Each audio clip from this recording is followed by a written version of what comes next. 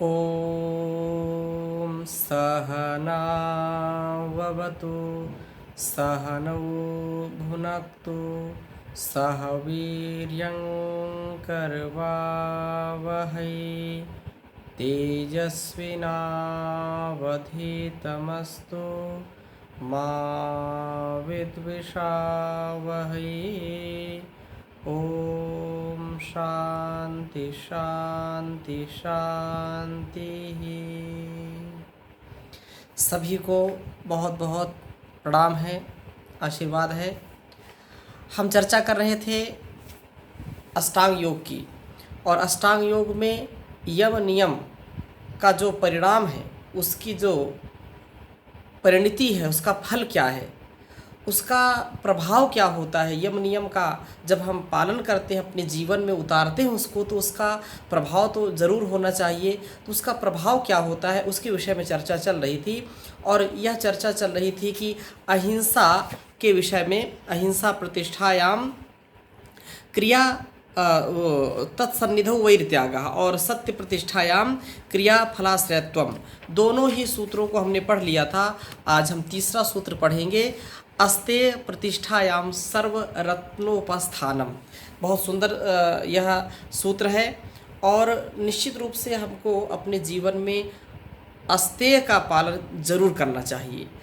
कम से कम जो योग मार्ग पर चलने वाले हैं, जो आध्यात्म मार्ग को अपना मार्ग मान करके जीवन जीना चाहते हैं, उनके लिए तो ये परम आवश्यक है। तो सबसे पहले मैं आपको बताना चाहूँगा कि अस्तेय क्या है, व्हाट इज़ अस्तेय। अस्तेय के विषय में आपने पहले भी कई बार चर्चा सुनी है। पुनरअपि एकदा मैं पुनः उसको आपके समक्ष रखना चाहूँगा। जो अस्तेय है, स्तेय का भाव होता है चोरी करना। स्तेय ऐसे लिखेंगे, स्तेय, ये स्तेय हो गया, ये स्तेय है। और जब न स्तेय अस्तेय, जैसे सत्य न सत्य असत्य, न धर्म अधर्म, न विद्या अविद्या, उसी प्रकार से न स्तेय अस्तेय, ना के स्थान पर क्या हो जाएगा, आ हो जाएगा। तो यहाँ पर हमने लिख दिया अस्तेय, अर्थात चोरी का भाव न होना, पूर्णतः चोरी के भाव से ऊपर उठ जाना ही अस्तेय कहलाता है। अब बात आगे बढ़ाते हैं। अस्तेय के विषय में हमको यह बिल्कुल ध्यान रखना चाहिए कि जब हमारे जीवन में अस्तेय घटता है, अर्थात हमारे मन में भी, हमारे वाणी में भी और हमारे शरीर से भी चोरी का भाव जब हट जाए, चोरी का भाव एक भी बार ना आए, सब उत्तम पदार्थों की प्राप्ति हो जाती है, यदि ऐसा भाव हमारे अंदर प्रतिष्ठित हो जाए। जब मनुष्य निश्चय करके मन, वाणी और शरीर से चोरी छोड़ देता है, तब सब उत्तम पदार्थ यथा योग्य प्राप्त होने लगते हैं। यहाँ पर एक बात पर विशेष ध्यान देना है आपको, सर्वरत्नोपस्थानम। सर्वरत्नोपस्थानक मतलब क्या है, रत्न का मतलब क्या है। रत्न का तात्पर्य यहाँ पर हीरा, मोती या जवाहरात या माणिक्य आदि से नहीं है, क्योंकि रत्न सुनते ही रत्न, अच्छा वो रत्न मणि या कोई ऐसी जो है हीरे जवाहरात की कोई वस्तु, ये रत्न नहीं है। रत्न का तात्पर्य बहुत ही स्पष्टता से बताया कि सर्वदिक स्थान्यास्योपतिष्ठन्ते रत्नानि। व्यास भाष्य में महर्षि व्यास लिखते हैं इसके विषय में कि इस अस्तेय में प्रतिष्ठित योगी के पास समस्त दिशाओं में स्थित जो रत्न है, अर्थात समस्त उत्तम पदार्थ वो उपस्थित हो जाते हैं। उत्तम पदार्थ ही रत्न कहलाते हैं। जातौ जातौ यदुत्कृष्टम तद रत्नम अभिधीयते, अर्थात प्रत्येक जाति के पदार्थ में जो सर्वश्रेष्ठ वस्तुएं हैं वो रत्न कहलाते हैं। और यह आप समझते हैं कि ये तो रत्न है, ये कवियों का रत्न है, ये जो है साहित्य रत्न है, ये अलग अलग रत्न हैं। तो रत्न का तात्पर्य जो सबसे ज़्यादा विशिष्टता को ग्रहण किए हुए है, सबसे ज़्यादा विशेष है, वो रत्न कहलाता है। और रत्न की प्राप्ति होती है।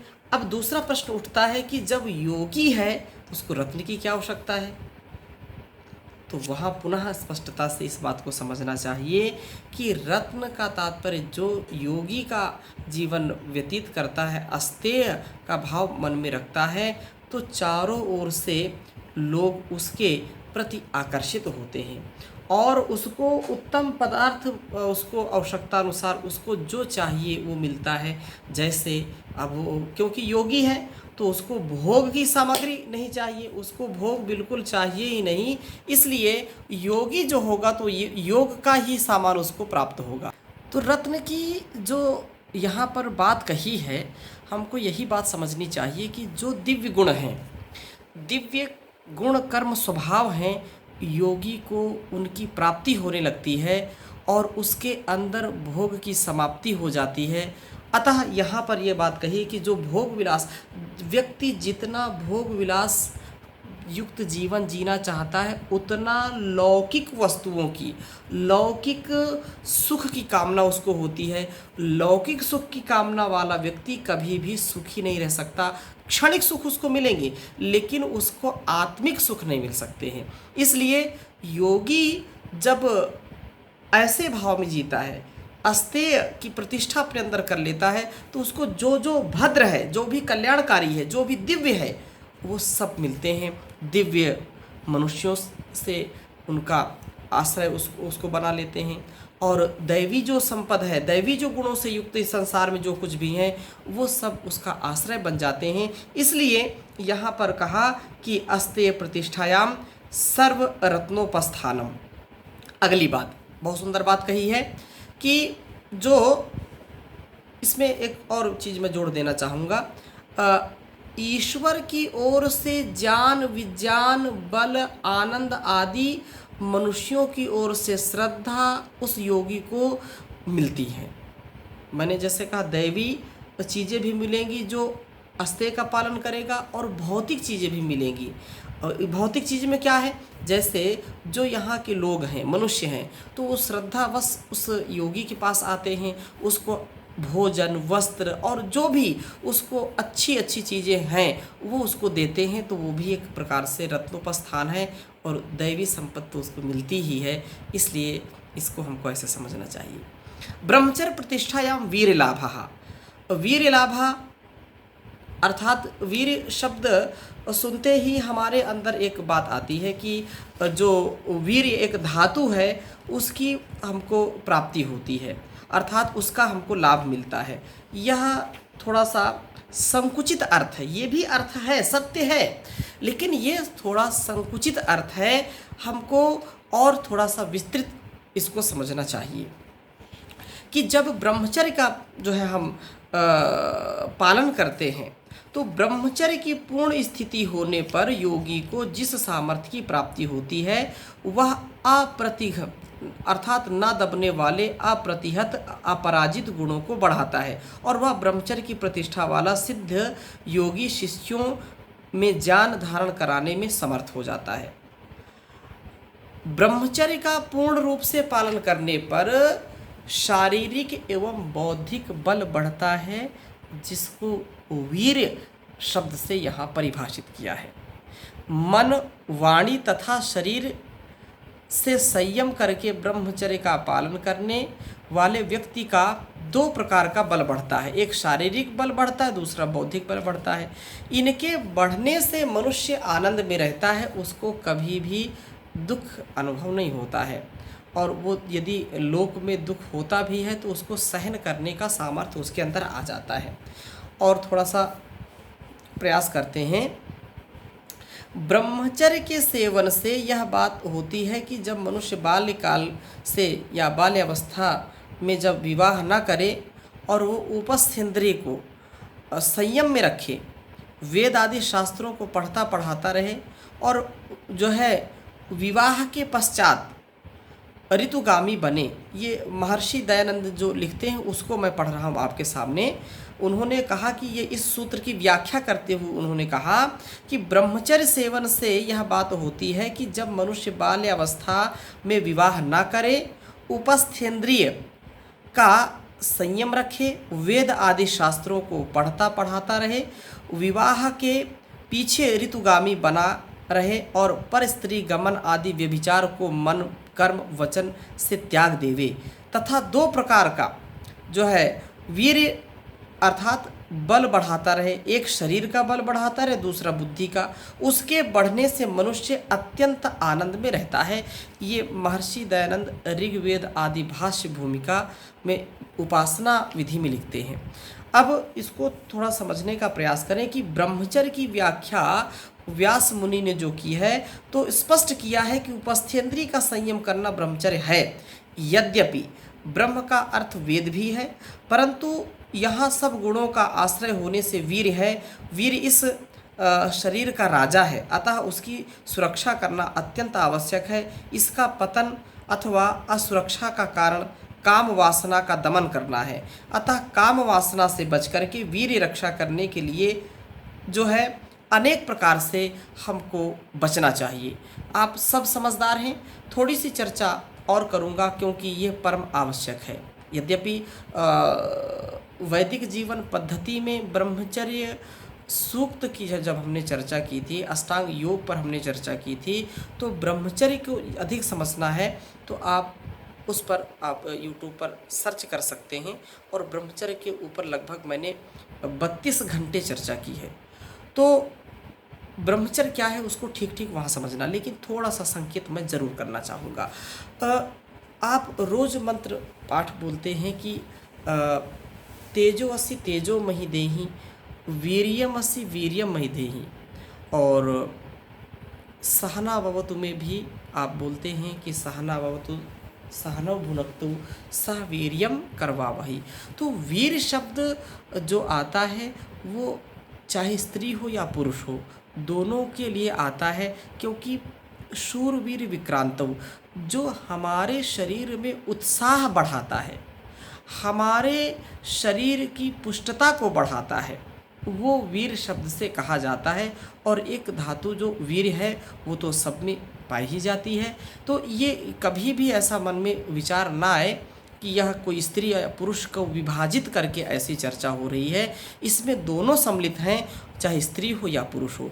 जो स्त्री या पुरुष, युवक या युवती काम उपासना से या काम वासना से, उपासना शब्द गलत बोल दिया मैं, जो काम वासना है उसके वशीभूत यदि है वो, चाहे स्त्री हो या पुरुष हो, वो कभी भी जितेंद्रीय नहीं हो सकता, वो कभी भी ब्रह्मचर्य का पालन नहीं कर सकता। वो चाहे भले ही वीर का शरण ना करे, परंतु उसकी इंद्रियां कमज़ोर हो जाती हैं, उसका तेज क्षीण हो जाता है, उसकी वाणी तेजस्वी नहीं होती, ओजस्वी वाणी नहीं होती है, और वो जवानी में भी बुढ़ापे के लक्षण उसमें प्रकट होने लगते हैं। इसलिए ब्रह्मचर्य का तात्पर्य है कि ब्रह्म का आचरण करना, ब्रह्म में विचरण करना, अपने दिलो दिमाग को ठीक रखना, अपने विचार को ठीक रखना, अपने को पवित्र रखना और अष्ट मैथुन से बचना। अष्ट प्रकार के जो मैथुन कहे, अष्ट प्रकार के जो संभोग कहे हैं, वो संभोग, भोग माने भुज पालन अव्यवहार्यो हो, लेकिन संभोग एक ऐसे कार्य के लिए, ऐसी विधि के लिए लोग प्रयोग करते हैं। तो अष्ट प्रकार के मैथुन से बचना, ये यहाँ पर संकेत किया है कि जो ब्रह्मचर्य का पालन करना चाहते हैं वो 8 प्रकार के मैथुन से बचे। यद्यपि आज का जो संसार है, जो मॉडर्न समय है, उसमें इसकी कल्पना करना कठिन है, लेकिन ऐसे भी लोग हैं इस संसार में कि वो इसका पालन करने में सक्षम हैं और करते भी हैं। तो वो क्या है? 8 प्रकार के मैथुन से बचना चाहिए, वीर की रक्षा करनी चाहिए, उनका दमन करना चाहिए। अर्थात जो है मैथुन से बचना, शुद्ध आहार विचार व्यवहार, नियमित दिनचर्या, प्राणायाम आदि का पालन, ये जरूरी है। जो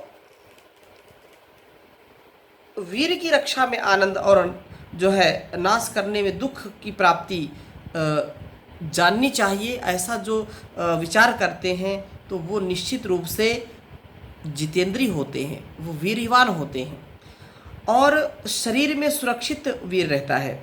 महर्षि दयानंद लिखते हैं तब उसको आरोग्य, बुद्धि, बल, पराक्रम बढ़ा करके बहुत सुख की प्राप्ति होती है। और इसके रक्षण में यही रीति है कि वह विषयों की कथा, विषयी लोगों का संग, विषयों का ध्यान, स्त्री का दर्शन या पुरुष का दर्शन, ये मतलब काम वासना की दृष्टि से, और एकांत सेवन, संभाषण, अनावश्यक कामुकता से युक्त, वासना से युक्त कोई युवक युवती से वार्ता करता है या कोई युवती युवक से वार्ता करती है तो वो भी मैथुन की दृष्टि में आता है। किसी भी प्रकार से स्पर्शन करना, लोग आज तो बिल्कुल इसको, ये तो क्या उसको बोलते हैं कि ये तो इसको कोई असंयम कहता ही नहीं, ये तो एक फैशन है। लेकिन जो परंपरा है उसको मैं केवल संकेत कर रहा हूँ कि आप इस चीज़ को समझें। करना ना करना ये आपके ऊपर डिपेंड है, क्योंकि आप अष्ट मैथुन को समझें कि है क्या। तो इसके विषय में हम बता रहे हैं कि विषयी लोगों की चर्चा या विषयी लोगों का संग करना, विषयों का ध्यान करना, क्योंकि आपने गीता पढ़ी है और वहाँ पर ये भी विषयों का ध्यान करना भी मैथुन की श्रेणी में आता है। जैसे ध्यायतो विषयान पुंसः संगस्तेषुपजायते, संगात् संजायते कामः, कामात् क्रोधोऽभिजायते, क्रोधाद् भवति सम्मोहः, सम्मोहाद् स्मृतिविभ्रमः, स्मृतिविभ्रंशात् बुद्धिनाशो, बुद्धिनाशात् प्रणश्यति। संसार में व्यक्ति अपने विचारों का ही बना होता है और जैसे हमारे विचार होंगे वैसा हम कर्म करते हैं। व्यक्ति ध्यान करते, अभिध्यान, विषयों का भी ध्यान मैथुन की दृष्टि में है। व्यक्ति बैठा बैठा पता नहीं पागल हो जाता है, उसका दिमाग बिल्कुल खराब हो जाता है और वो रोने लगता है, वो हंसने लगता है, वो क्रोध करने लगता है, वो ध्यान में चला जाता है। इसलिए विषयों का अर्थात उन चीज़ों का ध्यान करना जो हमको कामुकता से हमको अपने जाल में फंसा लेते हैं या हमको कामी बना देते हैं, तो समझो कि वह हमारे लिए कल्याणकारी नहीं है, वो ब्रह्मचर्य को नष्ट करने वाला है।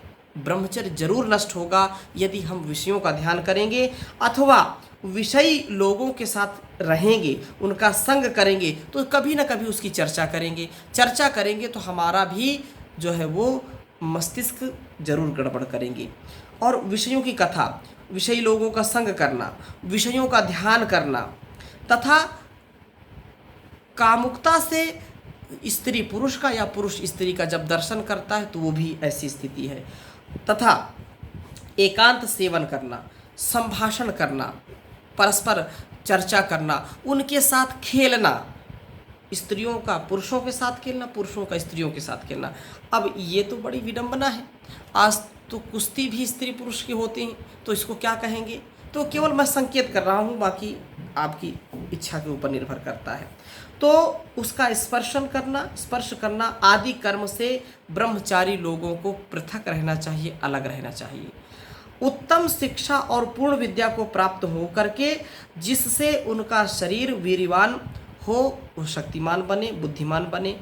और यदि ब्रह्मचर्य का पालन नहीं करेंगे तो शरीर अच्छा नहीं बनेगा, वीर का क्षरण होगा तो शरीर कमजोर होगा, जीर्ण शीर्ण होगा, वो जो है नपुंसक बनेंगे, महाकुलक्षणी बनेंगे, जिनको प्रमेह रोग होगा, दुर्बल होंगे, निस्तेज होंगे, निर्बुद्धि होंगे, उत्साह, साहस, धैर्य, बल, पराक्रम आदि गुणों से रहित होकर के जल्दी ही नष्ट हो जाएंगे। इसलिए जीवन में हमको ब्रह्मचर्य का पालन करना चाहिए। ब्रह्मचर्य प्रतिष्ठायाम वीर लाभा की जो बात कही है बिल्कुल निश्चिंत है, निश्चिंत होकर के इसको समझना चाहिए। दो बातें और आपके समक्ष मैं प्रकट करना चाहूँगा, क्योंकि ये इसमें खुल करके चर्चा करना आवश्यक है, आपको उसका ज्ञान होना चाहिए। जो 3 ब्रह्मचर्य का हमारे ऋषियों ने विधान किया है, तीन प्रकार के ब्रह्मचर्य का पालन करने से तीन प्रकार से हमारा वैभव कैसे बढ़ता है। पहला ब्रह्मचर्य है जो वसु ब्रह्मचर्य कहलाता है। वसु ब्रह्मचर्य, वसु ब्रह्मचर्य का मतलब क्या है? जो जन्म से लेकर के कम से कम 24 वर्ष तक ब्रह्मचर्य का पालन करे। अब आप कहेंगे ये तो बड़ा मुश्किल काम है, लेकिन ये प्राचीन काल में होता था। प्राचीन काल में 8 वर्ष की अवस्था में बालक हो या बालिका हो, उसको गुरुकुल भेज दिया जाता था, और 8 वर्ष से लेकर के वो कम से कम जब वसु ब्रह्मचर्य को सिद्ध कर लेता था तब उसको घर आता था। 8 वर्ष की अवस्था में, 8 वर्ष, 4 वर्ष, 5 वर्ष में तो कोई ब्रह्मचर्य क्या है, काम वासना क्या है, उसका तो कोई पता ही नहीं होता है 8 वर्ष के बाद। लेकिन अब ये कहना मुश्किल है, क्योंकि आज का जो वातावरण है वो मतलब माता पिता भी ब्रह्मचर्य का पालन नहीं करते हैं, और छोटे से बच्चे जब गलत चित्र देखेंगे, गलत क्रियाकलाप देखेंगे, तो वो भी गलत करते ही रहेंगे निश्चित रूप से। लेकिन छोटे बच्चे जो पहले के थे, ऐसा उनके अंदर भाव नहीं आता था, क्योंकि वो ऐसे चित्र, ऐसे जो है दृश्यों को नहीं देख पाते थे, या ऐसी कुचेष्टा उनके माता पिता उनके सामने या बाहर के लोग नहीं करते थे। लेकिन अब क्या करें, ये देश की हालत बिगड़ गई कि लोग जो है एक गीत आपने सुना होगा, देख तेरे संसार की हालत क्या हो गई भगवान, कितना बदल गया इंसान। चांद न बदला, सूरज न बदला, न बदला ये आसमान, कितना बदल गया इंसान। आया समय बड़ा बेढंगा, नाच रहा नर होकर नंगा, कहीं पे झगड़ा कहीं पे दंगा, आज का मानव बना लफंगा, आज का मानव बना लफंगा। इन्हीं की काली करतूतों से हुआ ये मुल्क मसान, कितना बदल गया इंसान। अचानक ये गीत याद आ गया। तो आज तो चारों ओर नंगा नाच हो रहा है, तो जो बच्चा छोटे बचपन में नंगा नाच देखेगा तो वो कैसे उससे बच सकता है। तो आप विद्यार्थी हैं, मैं सबसे निवेदन करता हूँ कि अपने जीवन में अपनी जो सभ्यता है, अपनी जो संस्कृति है, उसको अपनाएं। आपको योग दर्शन पढ़ने का यदि इतना भी ज्ञान नहीं हुआ तो मेरे पढ़ाने से और आपके पढ़ने से कोई लाभ नहीं है। अपने संस्कार में ये चीज़ लाएं, और आप किसी के जो है माँ बनेंगे, किसी के पिता बनेंगे, तो इस बात को हमेशा याद रखना कि जो यहाँ पर पढ़ रहे हैं वो आजीवन उसको अपने जीवन में उतारने का प्रयास करें जितना हो सकता है। तो संसार की स्थिति बहुत खराब है। वसु जो ब्रह्मचर्य है, अर्थात जो मैं चर्चा कर रहा था वसु ब्रह्मचर्य, जो 8 वर्ष से लेकर के 25 वर्ष तक गुरुकुल में रहता था, और 25 वर्ष तक बालिकाएं, अब बालकों के मतलब बालकों के गुरुकुल में नहीं जा सकते थे, और बालक बालिकाओं के गुरुकुल में नहीं जा सकते थे। अब आपके मन में प्रश्न आएगा, स्वामी जी आप तो हमको यहाँ पढ़ाते हैं ऐसा कि एक ही साथ पढ़ाते हैं, तो क्या करें। लेकिन जितना मैंने कहा कि इस दुनिया को छोड़ के जा नहीं सकते और उस दुनिया को ला नहीं सकते जो चली गई है, इसमें ही आपको जीवन व्यतीत करना है। इसमें कितना संयमित होकर के जीवन व्यतीत करना है ये हमारे ऊपर निर्भर करता है। तो प्रसंग, क्योंकि समय ज़्यादा हो रहा है, मैं प्रसंग को समेट रहा हूँ। पहला ब्रह्मचर्य 25 वर्ष तक बिल्कुल अखंड ब्रह्मचर्य का पालन करना, एक भी बार अपने ब्रह्मचर्य से डिगना नहीं, उससे कभी हटना नहीं, चाहे युवक हो या युवती हो। तो 25 वर्ष का जब ब्रह्मचर्य करता था तो वह 100 वर्ष तक जीता था। दूसरा ब्रह्मचर्य होता था रुद्र ब्रह्मचर्य। वसु ब्रह्मचर्य का तात्पर्य मैं समझा देता हूँ। वसु माने होता है बसाने के योग्य, जब व्यक्ति 25 वर्ष तक ब्रह्मचर्य का पालन करता था तो उसका शरीर हष्ट-पुष्ट हो जाता था, वो बिल्कुल फौलादी हो जाता था, वो 100 साल तक रोगी नहीं होता था। उसका आंतरिक स्वभाव भी अच्छा हो जाता था। इंद्रियां, उसकी आंखें कमज़ोर नहीं होती थी, चश्मा नहीं लगता था, कान में सुनने की मशीन नहीं लगती थी, उसकी इंद्रियां 100 साल तक सबल होती थी। दूसरा, रुद्र ब्रह्मचर्य, वो कम से कम 36 वर्ष का होता था, 34 या 36 वर्ष, 8 त्रिक 24, 8 चौक 32, 32 से 36 वर्ष का होता था कि 36 वर्ष तक वो ब्रह्मचर्य का पालन करता था, विद्या अध्ययन करता था, अपने शरीर को बलशाली बनाता था, आत्मा को बलशाली बनाता था। इस दृष्टि से वह उसकी चौगुना, मतलब 35 का यदि 35 दुनाई 70 और 140 वर्ष तक कम से कम वो जीता था, जो रुद्र ब्रह्मचर्य का पालन करता था। रुद्र कहते हैं रुलाने को, जब इससे प्राण निकलते हैं तो भी रुलाते हैं प्राण, और वो जो रुद्र ब्रह्मचर्य का पालन करता था वो रोगों को रुलाता था, रोग कभी आते नहीं थे उसके पास। और इस संसार में जो गलत कार्य करते थे, दुष्ट लोग होते थे, उनको भी वो दंड देने में सक्षम होता था। शठे शाठ्यम समाचरित, टिट फॉर टैट, जैसे को तैसा करने का सामर्थ्य उसका बढ़ जाता था। चौथा ब्रह्मचर्य था आदित्य ब्रह्मचर्य। आदित्य ब्रह्मचर्य 48 वर्ष तक होता था। 48 वर्ष के बाद व्यक्ति विवाह करता था। अब ये बोलो, ये तो कल्पना है भाई। 48 वर्ष बाद यदि कोई आज विवाह करेगा तो 48 वर्ष में तो आधे से ज़्यादा वृद्ध हो गया। 35 वर्ष में ही बाल सफ़ेद हो जाते हैं पूरे। यद्यपि ऐसा अभी मेरे सफ़ेद नहीं हुए, 35 वर्ष लगभग हो गए हैं, तो और अन्य लोगों को भी तो 35 वर्ष में भी बालों में, 40 वर्ष में बालों में सफ़ेदी आ जाती है, और 50 वर्ष में तो 60 वर्ष में तो उसका राम नाम सत्य भी होने लगता है। अधिकतम 60 वर्ष 70 वर्ष जीते हैं लोग। अब 50 वर्ष में विवाह करेगा तो संतान कब पैदा करेगा, कब उनको पालेगा, पोसेगा, कब बढ़ाएगा, तो ये आज की बात नहीं हो सकती है। अब जो आदित्य ब्रह्मचारी होता था, आदित्य का तात्पर्य होता सूर्य, उस सूर्य के समान तेजस्वी होता था। उसका तेज देदीप्यमान चारों ओर, जब एक जो है डिवाइन पर्सनालिटी, दिव्य व्यक्तित्व होता था, जो आदित्य ब्रह्मचर्य का पालन करता था। और उसका आयुष्य कितना होता था? कम से कम 200 वर्ष। कल्पना नहीं है, सत्य है ये। जो अखंड प्रचंड पुरुषार्थ करता था और ब्रह्मचर्य का पालन करता था। अभी भी आप देखते हैं 110, 120, 125 वर्ष के लोग तो अभी भी जीवित हैं, लेकिन उचित आहार, उचित विचार, उचित व्यवहार, ब्रह्मचर्य के पालन से ही हमारा जीवन अच्छा बन सकता है। और अंतिम बात, 2 मिनट शेष रह गए हैं, अंतिम बात कह करके अपनी वाणी को विराम दूंगा। जो ब्रह्मचर्य का पालन करेगा, जितने वर्ष का ब्रह्मचर्य का अखंड प्रचंड ब्रह्मचर्य का पालन करेगा, उसके 4 गुना उसकी आयु बढ़ जाती है।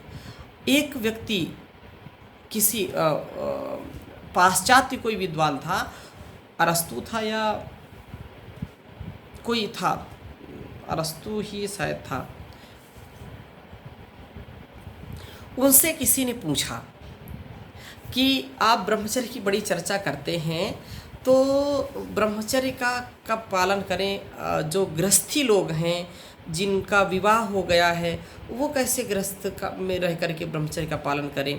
क्योंकि ये जो कामुकता है, ये जो क्षणिक सुख है, ये व्यक्ति इसमें पशुओं के समान भी व्यवहार नहीं कर पाता है, क्योंकि पशुओं का एक समय सुनिश्चित होता है और उनका काल सुनिश्चित होता है, उससे विपरीत वो आचरण नहीं करते। लेकिन ये जो सामाजिक प्राणी मनुष्य है, इसकी इंद्रिय काबू में नहीं रहती। तो बोले कि विवाह या विवाह न हो, लोग करते हैं, तो हमारे जीवन में जो है कितने बार मैथुन करना चाहिए, कितने बार संभोग करना चाहिए? तो उन्होंने कहा कि जीवन में एक बार। जैसे शेर के विषय में भी आता है कि शेर एक बार ही मैथुन करता है, एक बार ही, वो भी संतानोत्पत्ति के लिए।